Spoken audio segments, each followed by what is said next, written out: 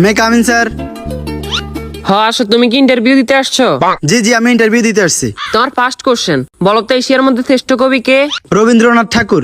বাহ, খুব সুন্দর খুব সুন্দর। তোমার সেকেন্ড কোশ্চেন, বাংলাদেশে একজন দেশপ্রেমিকের নাম বলো। আছে তো অনেকজন, এই যেমন শেখ মুজিবুর রহমান। বাহ, জিনিয়াস জিনিয়াস। তোমার থার্ড নাম্বার কোশ্চেন, বলো তো বাংলাদেশ কবে স্বাধীন হয়েছে? হওয়ার কথা তো ছিল 1948 সালে, কিন্তু 1971 সালে 16 ডিসেম্বরে স্বাধীন হয়েছে। খুব সুন্দর খুব সুন্দর। তোমার লাস্ট কোশ্চেন, বলো তো আকাশে কয়টি তারা আছে? এটা তো এখনো জানা যায়নি, এটা নিয়ে বিজ্ঞানীরা গবেষণা করতেছে। ও গুড গুড গুড, তুমি এবার আসতে পারো। Okay sir. কি ও ভাই, ইন্টারভিউ দিয়ে আসছেন? হ্যাঁ ভাই, ইন্টারভিউ দিয়ে আসছি। কি কি কোশ্চেন আইলো? কোশ্চেন তো মনে নাই, কিন্তু উত্তর মনে আছে। আচ্ছা, উত্তরই কোন? রবীন্দ্রনাথ ঠাকুর, শেখ মুজিবুর রহমান। মাত্র এই দুইটে? না, আরো দুইটা আছে। আচ্ছা কোন? 1948 সালে হওয়ার কথা ছিল, কিন্তু 1971 সালে 16 ডিসেম্বর হয়েছে। এখনো জানা যায়নি, এটা নিয়ে বিজ্ঞানীরা গবেষণা করতেছে। থ্যাংক ইউ ভাই, থ্যাংক ইউ।